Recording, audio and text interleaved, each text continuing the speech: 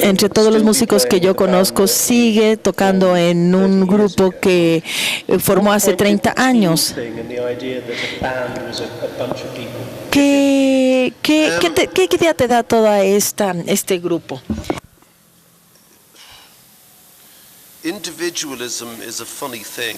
El individualismo es algo muy chistoso. Funciona para nosotros en esta parte del mundo. El individualismo no funciona en África, tampoco funciona en Japón, que es algo consensual, tampoco funciona en China, que es más bien jerárquico confuciano, pero nosotros acá en el occidente estamos en una parte del mundo que está siendo influenciada por el occidente y tal parece que funciona en donde tomas todo como una alternativa y todo tiene que ser bajo la responsabilidad tuya, pero a veces se convierte como una carga. Pero la cuestión del individualismo es que esto solamente funciona cuando actuamos juntos para el bien común. Eso es cuando funciona. El individualismo es el acto de pensar independientemente, pero juntos. Entonces, si yo no soy un guitarrista, algunas de mis canciones necesitan piano o acordeón, todos necesitan un bajo o un tambor. Debido a que no soy un buen guitarrista, necesito a uno muy bueno para que interprete lo que tengo en la cabeza. Entonces hay que encontrar músicos que sean mucho más hábiles que tú, mucho mejores que tú. Y si eres simpático, entonces formas una unidad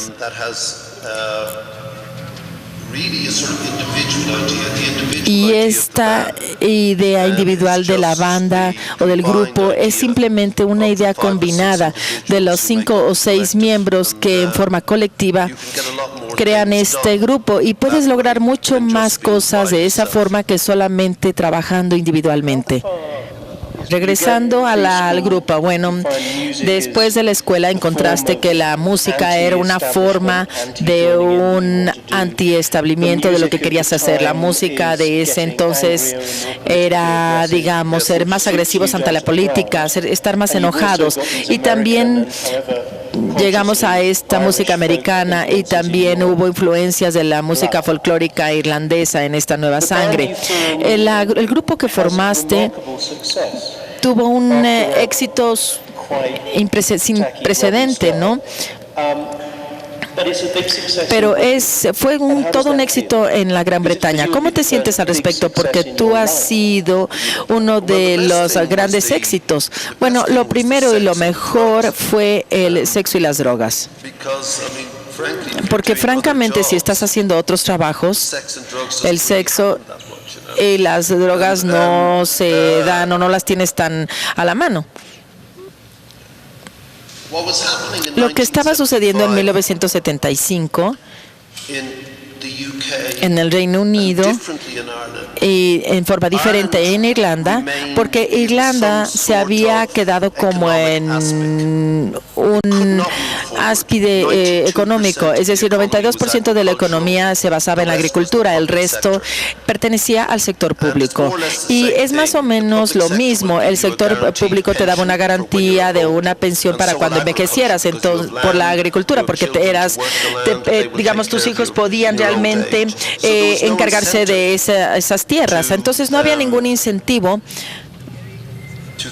para pensar en cosas nuevas o cosas innovadoras. Entonces la otra parte de la economía era la migración. Es por eso que hay mucha gente de Australia, de la Gran Bretaña, y yo fui uno de los que me fui. Realmente no me fue muy bien en la escuela, no estaba yo interesado, entonces vagué por todo el mundo consiguiendo diferentes trabajos y finalmente y gradualmente empecé a mi grupo de rock and roll con mis amigos. Y bueno, empezamos a platicar sobre las condiciones de ser una persona muy joven en Irlanda, sin ningún futuro para los jóvenes. Y bueno, llegamos a Inglaterra porque ahí había una gran industria musical y lo mismo estaba sucediendo en el Reino Unido. Y la economía del Reino Unido se había acabado. y los sindicatos comerciales estaban controlando el gobierno, y los sindicatos no permitían que la gente, la nueva gente entrara a trabajos. La gente que salía de las escuelas no tenían futuro. Cuando salían de la universidad no había futuro para ellos. Entonces, ¿por qué vas a confiar en la autoridad? La autoridad te está entonces mintiendo. Entonces tenías, digamos, esta explosión masiva de enojo,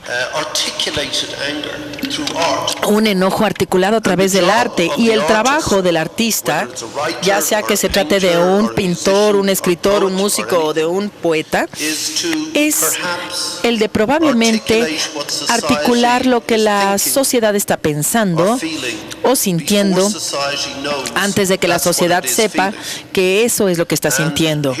Entonces aquí teníamos a estos jóvenes que tenían 18 y 19 años que estaban descartando absolutamente todo antes de su momento en 1976. Entonces no importaba si tú tocabas la guitarra, no era cuestión nada más de tomar una guitarra y tocar, era cuestión de decir lo que querías decir. Entonces esto es fantástico y es liberador. Y claro, tienes gente muy inteligente como Johnny Rotten de los Sex Pistols, y tenías una idea muy clara, y era gente muy inteligente, y el hecho, la mayor parte de ellos eran los niños irlandeses de la primera generación, el señor Morrissey, George Gert o Elvis Costello, y tenías entonces esta generación de inmigrantes y también inmigrantes jamaicanos, la primera generación de niños. Entonces tenías esta mezcla, un nuevo culturismo en el Reino Unido, lo cual te dio una nueva música.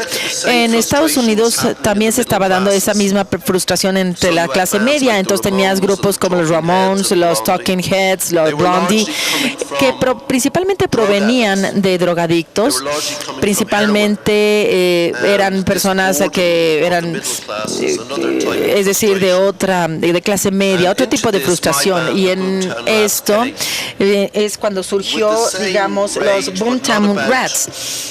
Pero no hablábamos sobre drogas ni las condiciones políticas inglesas, sino más bien de otro tipo de sensibilidad. Y fue una época muy emocionante. Y dado que tú sentías que tú estabas cambiando la música, y bueno, yo podría debatir que la mayor parte de los grupos que probablemente todavía algo parte de la audiencia sigue escuchando, se refiere a los 76, eran los Kings de Leons, White Stripes, estos grupos que para mí sonaban como nosotros. Y para mí me siento muy satisfecho de ser parte de esta revolución, porque ciertamente en Inglaterra los grupos musicales prefiguraban una revolución política. Nadie esperaba que esa revolución fuese una mujer con una bolsa. Es decir, Margaret Thatcher es Johnny Rotten, digamos, y ella era una ponqueta. Es decir, le aventaba su bolsa a la monarquía, él le golpeaba al partido antiguo conservador. En Inglaterra le llaman el club paternalista, feminista. Él realmente ya golpeaba a los sindicatos, es decir, golpeaba a todo. Y todo se convirtió intensamente político. Cada conversación era intensamente político, de índole político. Y realmente era de veras muy cansado, pero muy emocionante ver que de alguna manera, donde quiera que hicieras la música, bueno, era la adecuada para esa época. Y luego ese momento se volvió corrupto, se convirtió en el mundo de los yuppies, niños y niñas con demasiado dinero, quienes pensaban que el dinero era el fin que había que perseguir. Y tuvimos esta película de Wall Street, en donde Michael Douglas decía que la avaricia era lo bueno, y entonces eso se convirtió como algo emblemático. Y luego de repente, en medio de toda esta situación, ves 30 millones de personas que están muriendo de hambruna en África. Y las cosas empezaron entonces a cambiar.